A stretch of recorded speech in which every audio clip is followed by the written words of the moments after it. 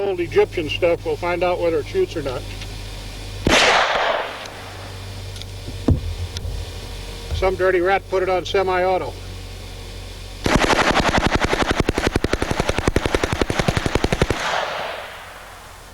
Very controllable.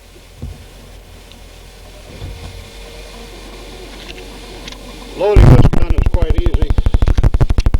That's the 50-round magazine. Simply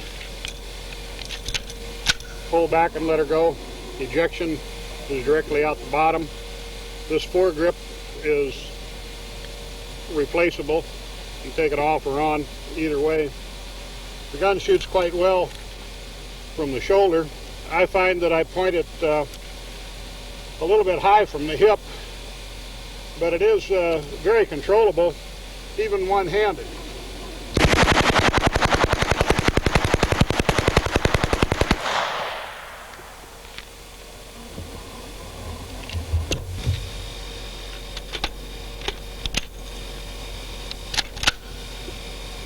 This is a burst to show controllability of this very lightweight weapon.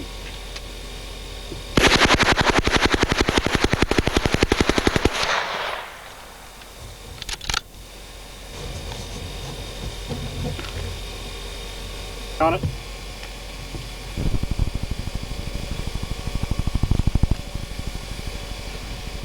Okay, am I covering up those rocks up there now?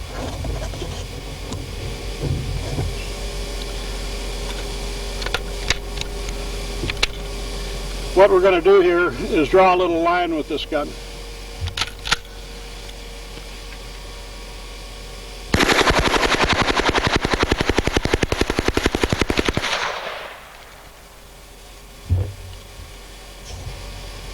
Now we'll try it from the other direction.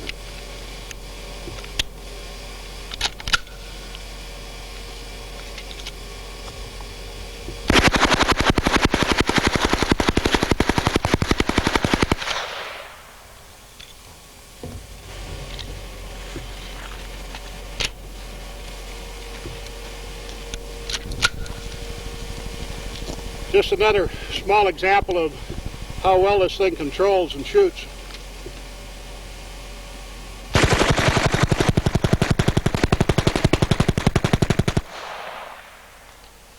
Going to risk your $3,000 camera on that?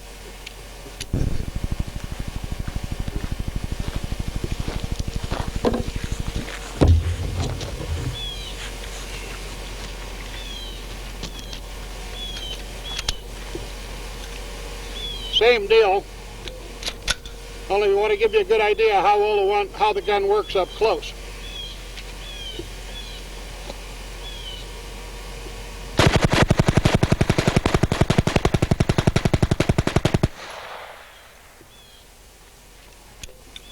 Ready for another one?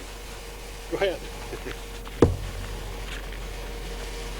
This is the neat little pack RPM counter for machine guns. This gun has been running between 700. What we're showing here is the difference between the Calico and the MP5. The MP5 being on the right, the Calico on the left, and of course the difference in the magazines. This particular magazine for the MP5 is a 40 rounder versus a 50 rounder for the Calico.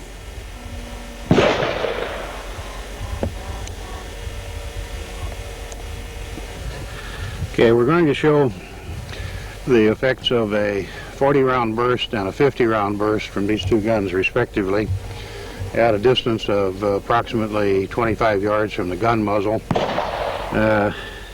This would simulate what might occur if you're having to dump a magazine in a vehicle. The first one will be the MP5, the second one the Calico.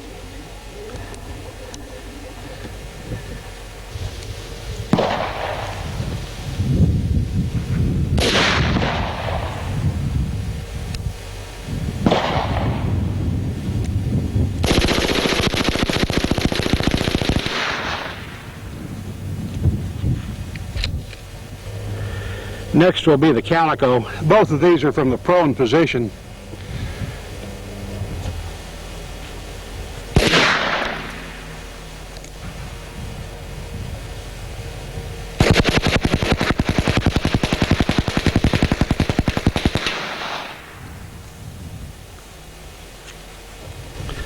Now we're going to do the same thing, only in short bursts offhand from both guns. Both of them, as the sights are set, are obviously shooting a little bit to the left. The calico on that one, between the debris kicked up by the firing, just sort of got away.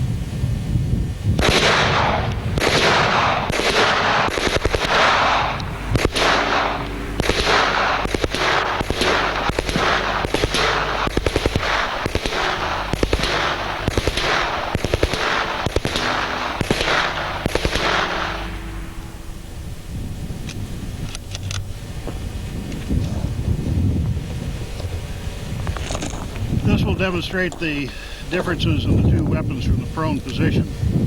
Obviously, with the long magazine, you must have a higher position with the HK than you do the calico. Also, the ejection pattern of the HK is to the side. With the calico, it's straight down.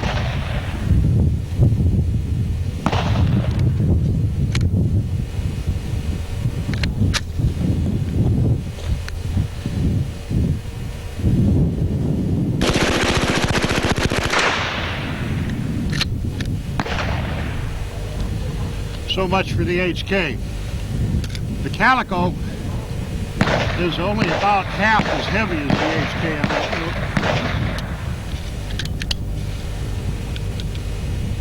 The sight on the rear sight on the calico is on the magazine itself. You have the choice of a peep or a open notch like a pistol. I don't find the sights on the calico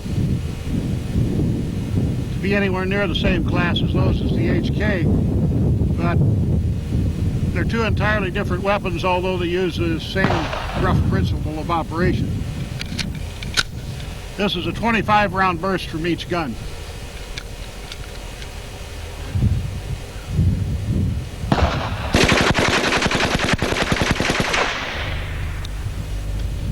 Now obviously the hop of the calico is considerably greater than that of the HK.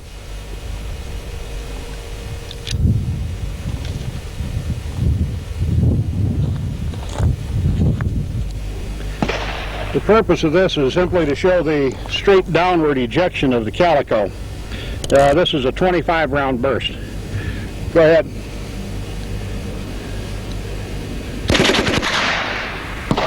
Put it on. Go ahead.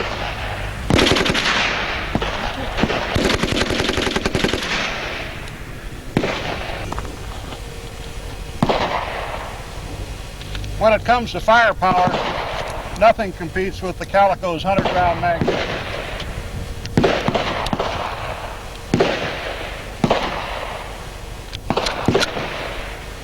We're not going to try for anything other than to cover the drum.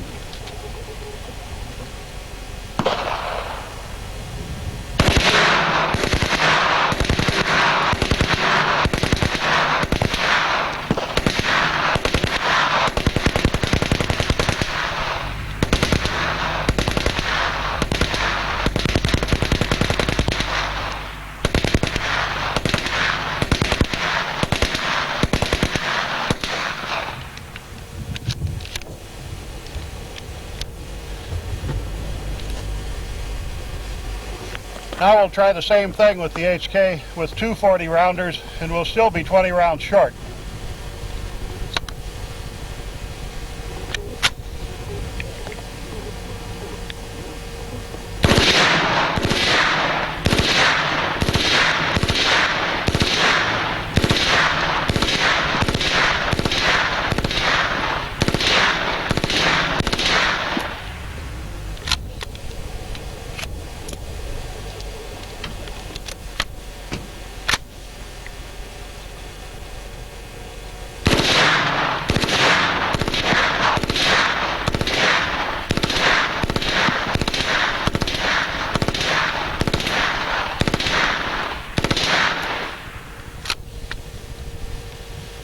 That's it. We're still 20 rounds short.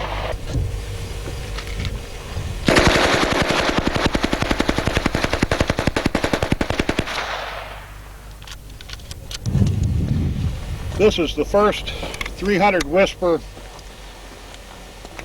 match grade upper. We've shot half-inch groups with 220s, around an inch with 250 grain with it the first time out. These are 250 grain Sierras. They had of 8.9 grains of H110 for about 1,046 feet per second. We're going to try them on the barrel and see if they tumble by the time they get to the back side of a barrel.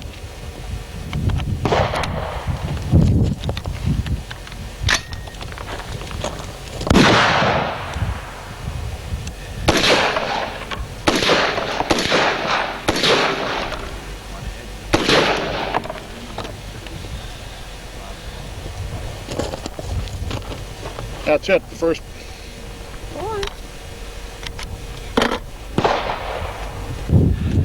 Okay, this is the first match grade Whisper. Just shooting it as a demonstration. Jane's going to burn 5. Go ahead.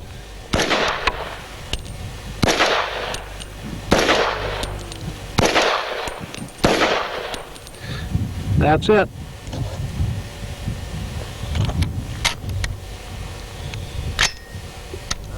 Hey, I'm going to burn 3 just to show the difference between the two of us shooting.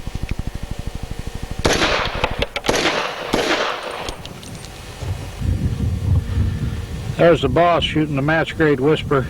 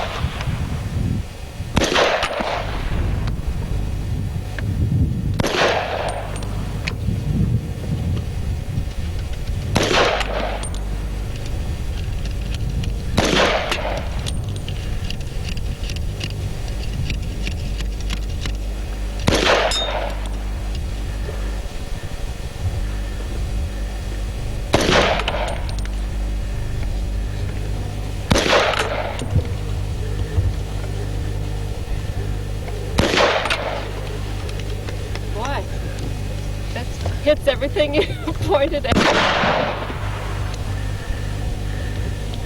What'd you say? I said it hits everything you pointed at.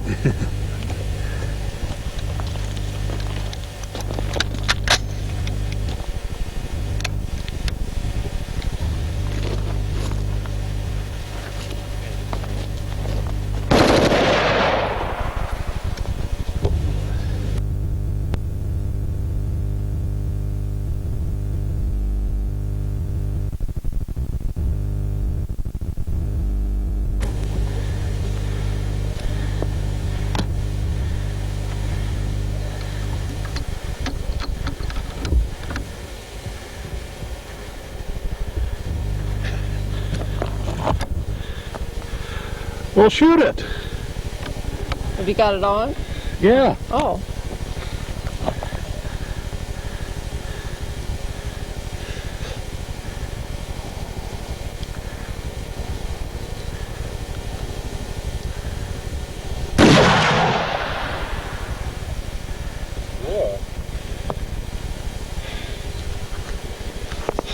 Yeah, shoot again.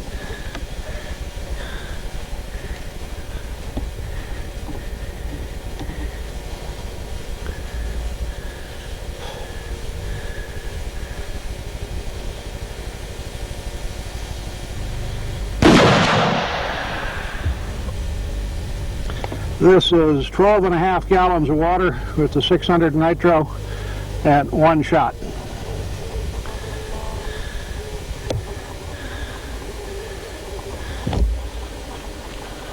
Hit it!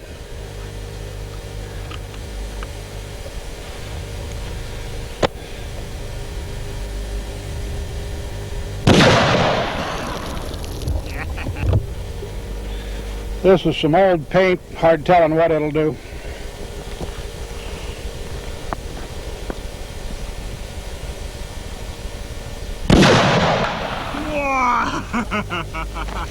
Vaporized nicely.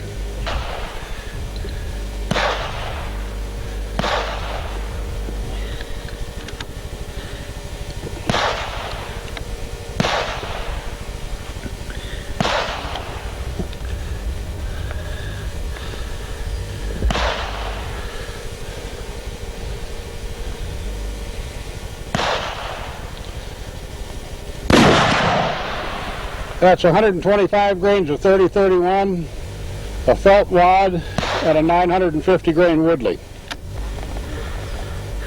Same thing again.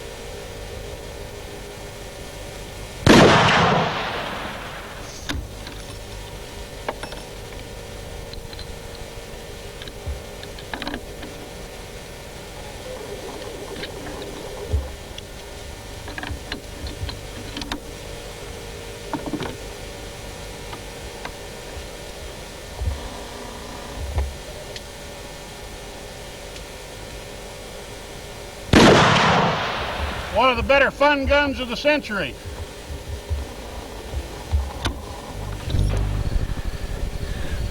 Okay, these are the recovered bullets from the 600 Nitro. Some of them impacted into solid rock, others hit loose rock and shale.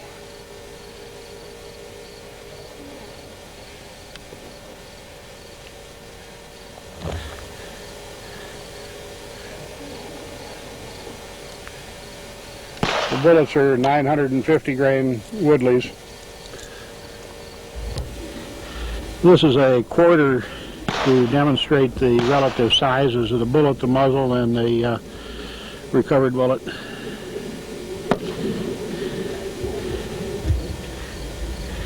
This is the bolt from the rifle. You can see that it's been welded up with stainless steel weld and then recut to take care of the 600 Nitro Express rim.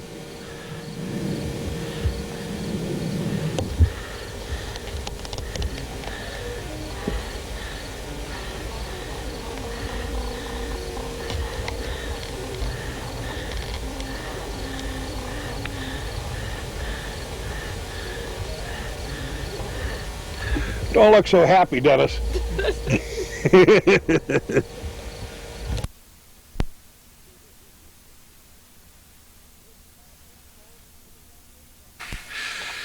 This is Bob Penfold, who's never shot a Bren gun before.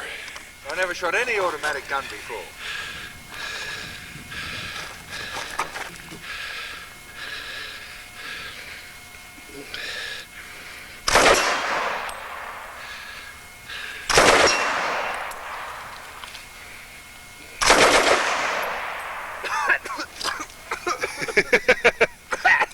Cordite. Am I hitting the plate?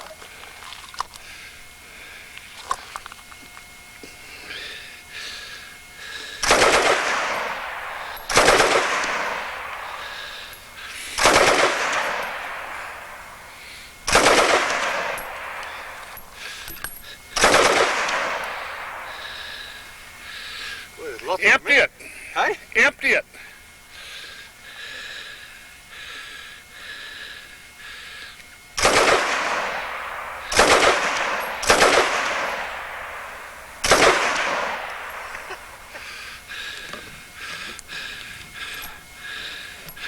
Well, what do you think? I love it.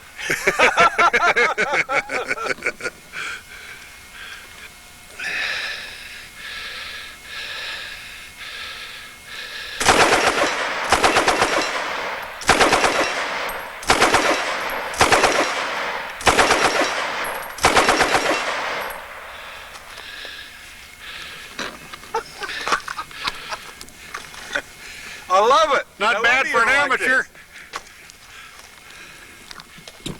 I hit the plate.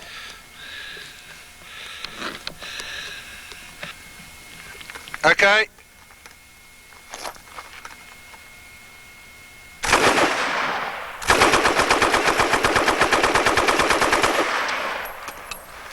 Jesus. That's all for now. That was 30 rounds. Hit the button. Okay.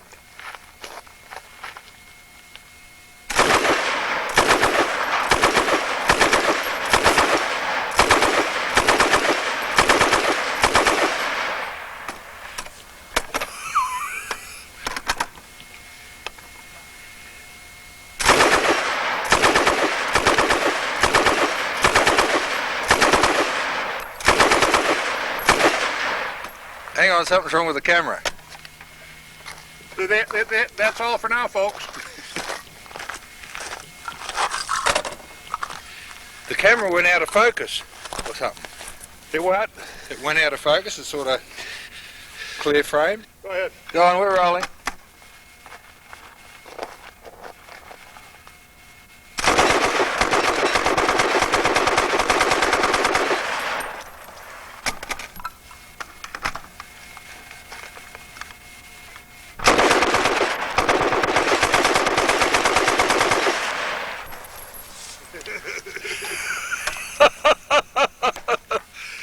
It doesn't show. We didn't get any big pops. Yeah, it doesn't It's show still it on. too good in the camera. We've got a fire up on the side of the hill. Turn it off. Okay. Okay, now tell me what we've got here. 303 Bren gun. World War II, World War II ammunition, all tracers, made for aircraft machine guns in World War II. British ammo.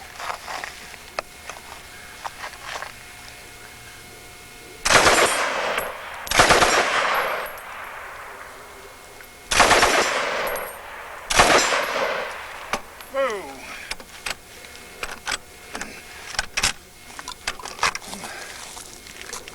Okay. Well, that's the first jam we've seen in a couple of hundred. Okay, the jam is because the magazine was loaded wrong. The kid that loaded it crossed the rims. Yeah.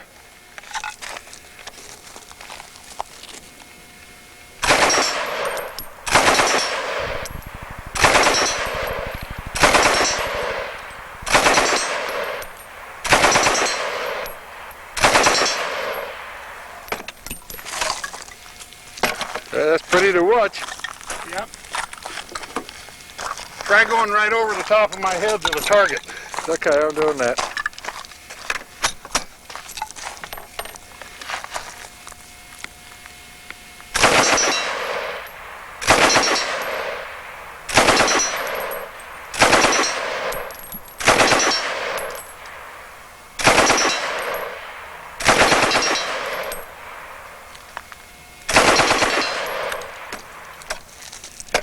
Empty. Hey, baby. Boy, she's pretty to watch, isn't it? Yep.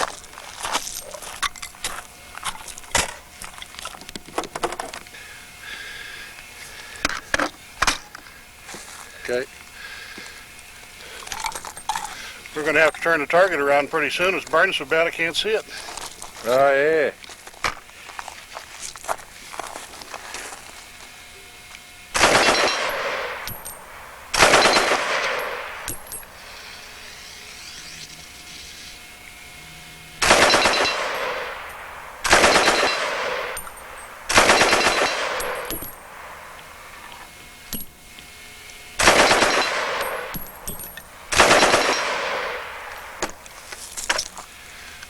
Pretty to watch.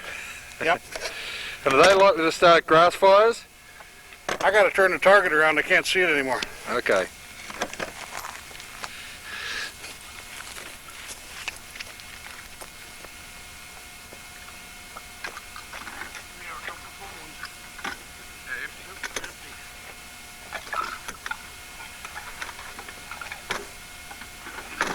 They go back the other way, Bob.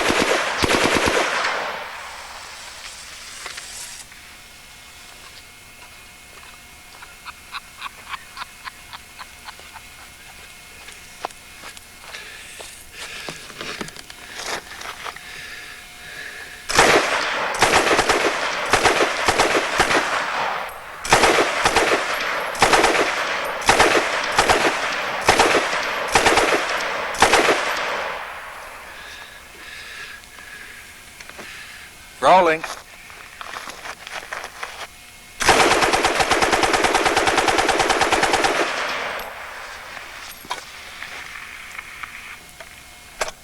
Boy, if you just hold her down, she really goes quick. Okay.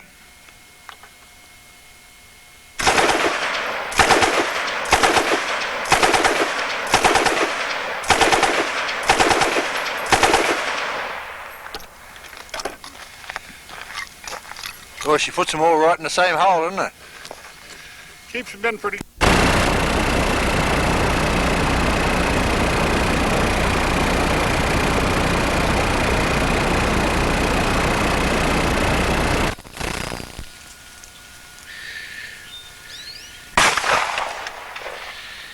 Here we are at Blackie's Leva's silhouette range. This is the 22 caliber version. And over here is the big bore version. You'll notice there are a lot of extra targets. That's because we like to shoot a lot. Many of the targets are smaller than standard.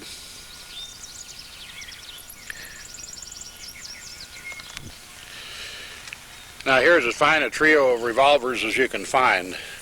These are Freedom Arms 50 Action Express in the front. The one on the left rear is a 353 357. Let's start all over. Now here's as fine a trio of single action revolvers as can be found. The one in the front is a Freedom Arms 50 Action Express. The one on the left and the rear is a Freedom Arms Model 353 357 Magnum. The one on the scope is equipped with a SSK scope mount and a Bausch & Lomb 4-power scope. That one belongs to Blackie Sleva. Last week he won the Buckmasters pistol tournament with it, and in just a minute we'll hear from Blackie about it. This is Blackie Sleva. Last week Blackie won the Buckmasters pistol competition with the Freedom Arms 357 Magnum that he's holding now. Tell us something about your competition, Blackie. Well, JD, it's an annual event that's held at Hayneville, Alabama every year. It's hosted by the Buckmasters organization, and it's a top gun and bow outdoor world championship that's held in conjunction with the Buckmasters organization. And every year we go down and compete for prizes and money. And the thing is, the shoot is held at the Southern Sportsman's Hunting Lodge in a realistic setting in the woods, whereas competitors compete on the same level as though you were hunting in an actual hunting situation. What we do is we shoot at pop-up deer targets or styrofoam targets or three-dimensional targets that have a 8 by 10 inch hit sensor pad. The object of the game is to hit the 8 by 10 inch hit sensor pad on the side of the deer, which represents the vital area. And what we do is we have 3 days of shooting. The first 2 days, of course, are qualifying shoots for the shoot-offs, which are the semifinals and finals. But Thursday and Friday of the shoot, you shoot at 12 targets each day. And you shoot from tree stands as though you were in an actual hunting situation. The pistol targets can be anywhere from 25 to 100 yards. And what you have to do is find the targets in the woods, identify whether it's a buck or a doe, because they may have does come up, which is an illegal shooting situation. Identify the target, be able to come onto target, hit the hit sensor pad on the deer within a matter of a few seconds. You have 4 seconds for the short targets, maybe at 25, 30 yards, up to 14 seconds on the targets that'll come up at 100 yards. Each target's given a point value. And what we do is after the 2 days of shooting, the top 4 shooters go on to the semifinals. This year, after 2 days of shooting, John Pride was in first place. Mickey Fowler was in 4th place. I was in 3rd, and Randy Hendricks was in 2nd. That's the way they ended up. Of course, number 1 and number 4 shooters shoot against each other. Number 2 and 3, and then of course the 2 finalists out of that shoot off. So I edged my competitor out, and John Pride edged his competitor and left us to compete for the World Championship. And of course John won the toss and got to shoot first. And the thing is, the difficulty of the shoot is with the trees and all the brush, you've got to identify the targets, and you've got to get the targets before they go down on you. They're electronically controlled. And the thing is, there was a couple targets that went down on John. He never got an opportunity to shoot at them. And there was 1 or 2 that he had missed. And of course, when I came to the stand, there was 1 target I couldn't identify. Another one went down on me. I shot at 10 and I got 10. It was enough to edge John out for the win.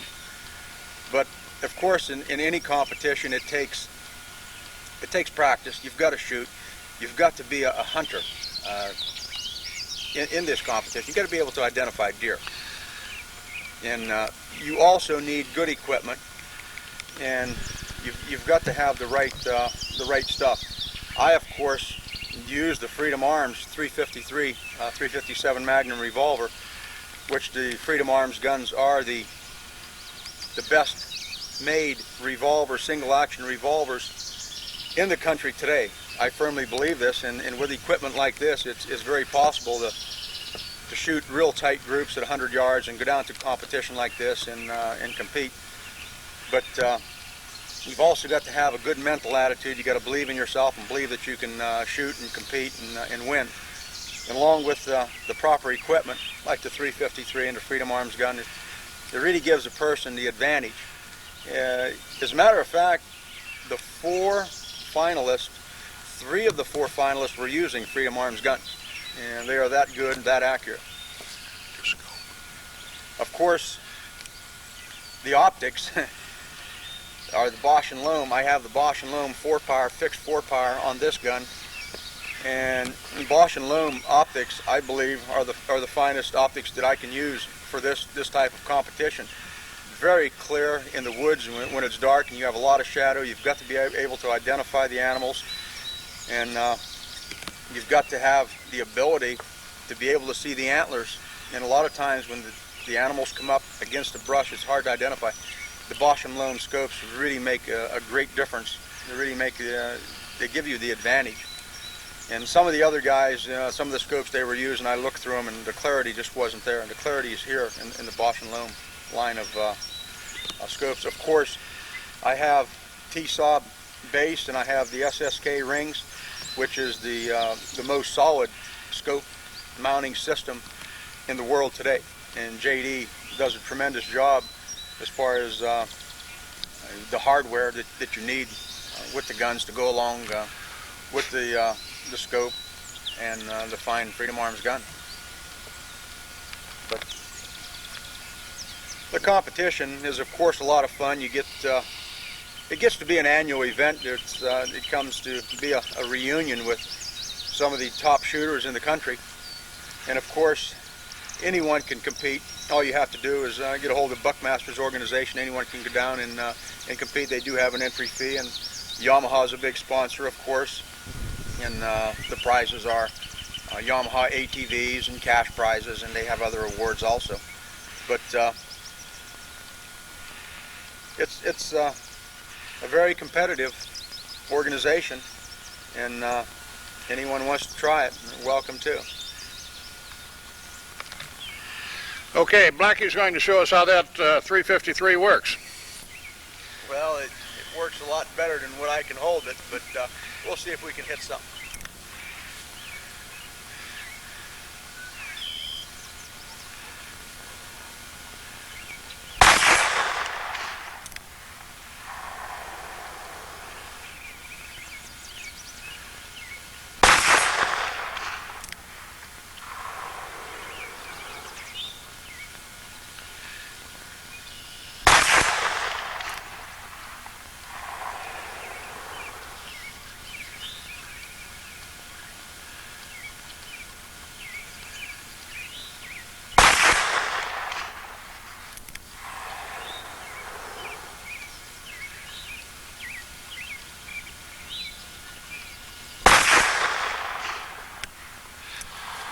Okay, folks, that's the techniques it takes to win. We hit a couple. Okay, Blackie's going to hit these first 5 chickens, hopefully.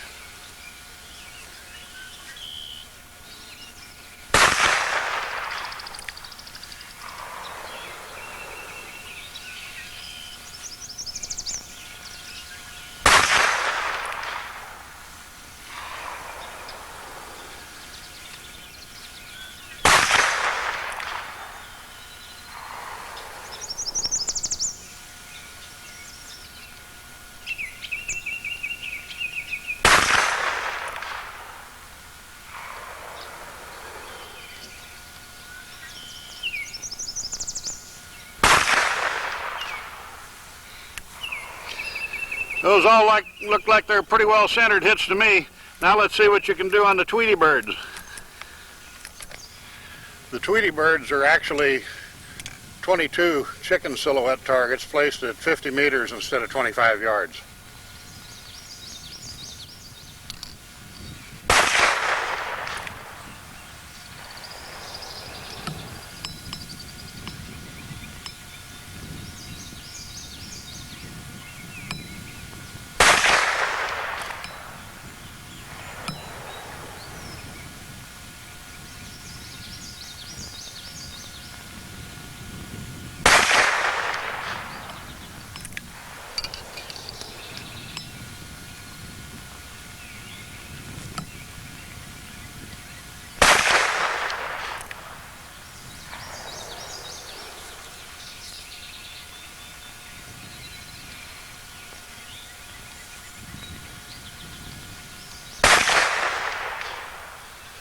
See there, folks, even an expert like Blackie has a bad bullet once in a while. This is the Freedom Arms 50 caliber revolver. All of the Freedom Arms guns, 357, 44, 454, and 50, look alike for all practical purposes. They're all extremely strong, extremely well made. You'll note on the right side of the cartridges stands a lone 357 to illustrate the size difference between the 50 and the 357. Now we're going to shoot a cylinder full from each of them to give you an idea of the type of recoil generated by the two of them. Okay, Blackie's going to rack off 5 with the 357 and then 5 with the 50 to show you the difference in recoil, muzzle blast. After he shoots 5, trade guns with him.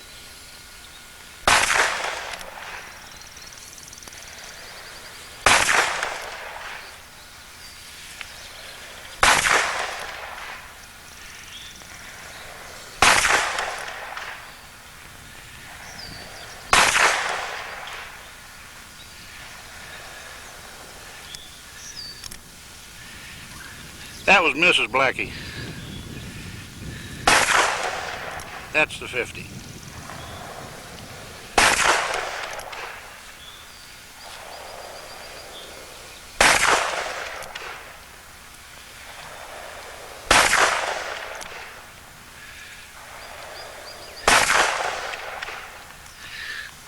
What do you think? Had enough? About enough for me.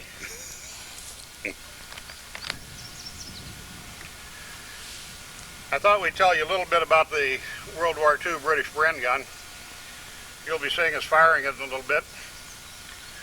This is probably the outstanding light machine gun of World War II. It'll hold its own with anything out there today. It has a quick detachable barrel that's changed simply by lifting this lever, pulling the barrel forward, replacing it with another one, popping the lever down.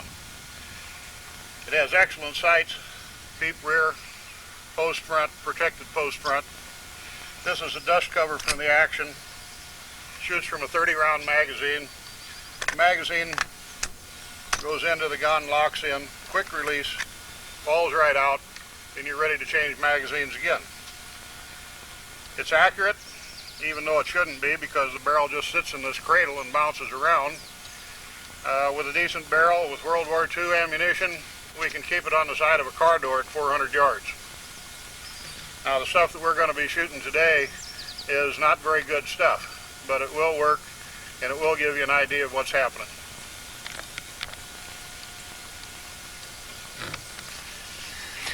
Okay, we'll see a little action here now.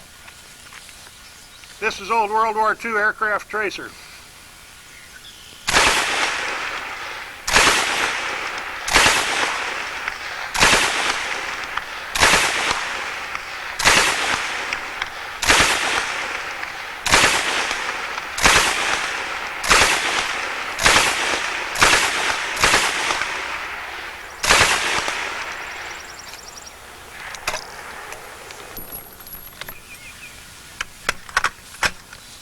Note that the Bren gun ejects the empties out of the bottom of the receiver.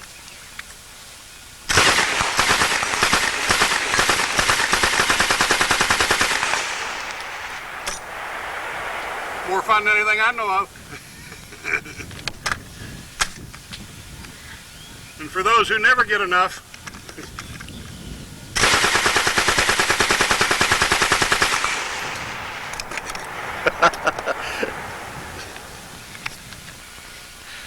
The best time to shoot tracers is, of course, on a day like today. We've got overcast and cloudy, and it's been a little bit misty and raining.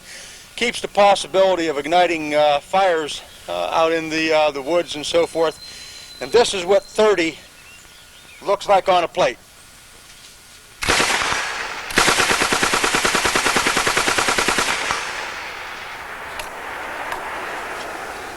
Very impressive. Okay, here's going to be a magazine into sandstone rock. These rocks down here probably weigh about 1,000 pounds apiece. They're about 50 yards away.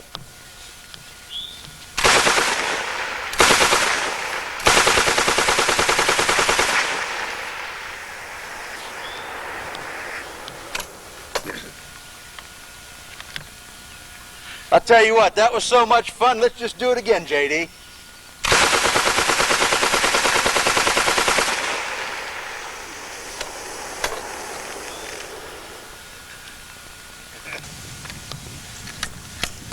Well, a couple of bursts at the rock was pretty impressive, but the only thing you could really see was the rock. What we're going to do now is just move back a little bit and give you a wide angle. If you take a look right above the rock and to the left, you see a stump, and one of the orange plates are on the stump. Last year, John Taffin and Terry Marbeck and JD were down here shooting.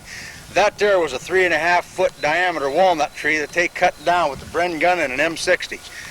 Go ahead, JD, and let that rock have her again.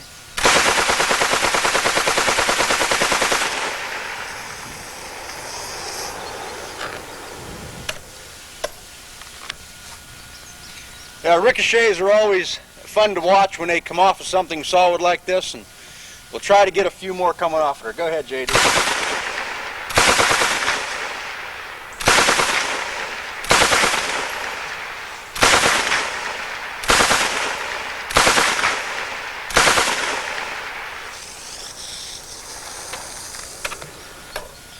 Get any?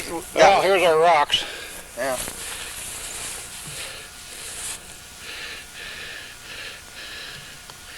Chopped up though they are.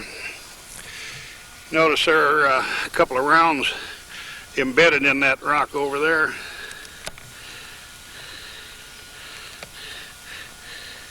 Hey Blackie, point out where they're embedded, will you, so the folks at home can see them. There's one that's still in the rock right here.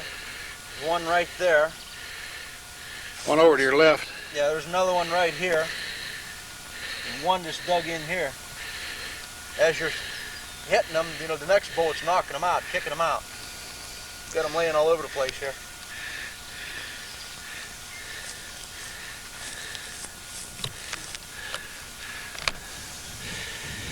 Here's a steel plate we hammered. The 303 doesn't do anything to it at all. It's armor plate. I'd like to mention one thing about shooting steel. Any target that can be cratered by the bullet is dangerous to the shooter. You have to shoot stuff that is hard enough that it does not crater, so you don't get anything coming back to you. If you shoot at a piece of cratered steel with even a 357 or a 44 or something like that, the bullet can go in that crater and come right straight back at the firer. Okay, we've got a ram up here on a hill. JD's going to try to bring him down.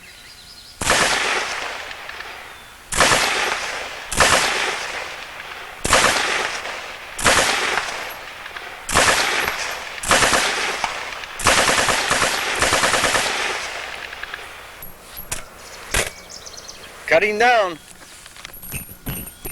If you noticed on the last magazine, some of the tracers didn't ignite. 1944 British military ammo is pretty old, and some of them won't ignite, but JD is going to try this turkey here next.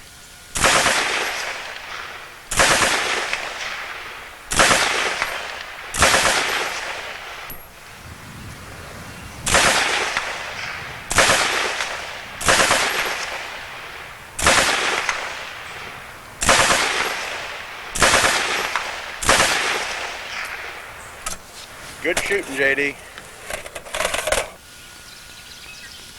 Tracer ammunition isn't really the most accurate ammunition, especially 1944 vintage. Ball ammunition is a lot more accurate, but JD is going to try some 200-meter targets right here now.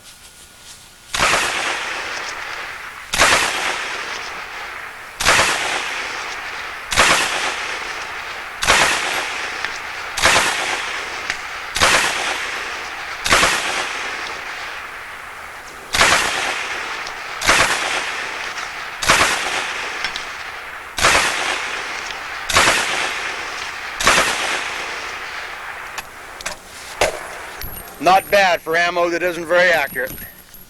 Shooting tracers and stuff. Yeah. You can't, I mean... Hold on a minute. Let's see if it smokes. Well, it's hot. Yeah, it's smoking. It's hot. Got a little warm. It'll cool off. Never fails. Every time you get one of these things out, everybody's got to shoot it.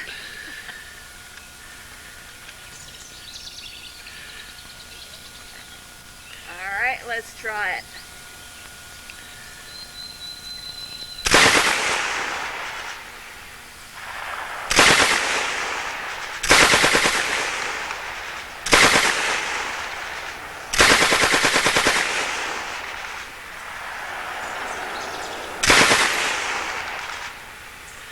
Did I hit it any time?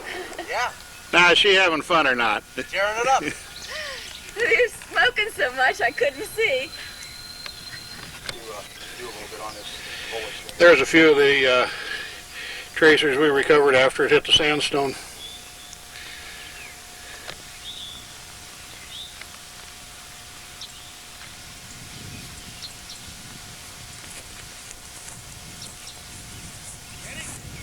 Okay, we're going to try a few for effect here at a little bit different angle. Go ahead, JD.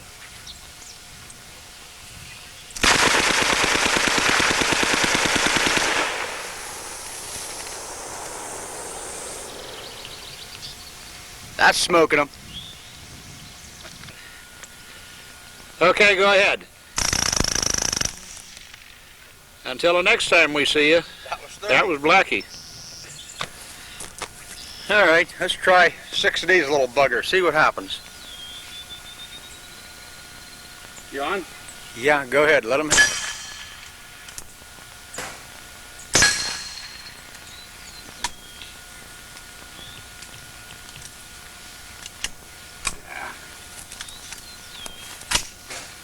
And a little jam.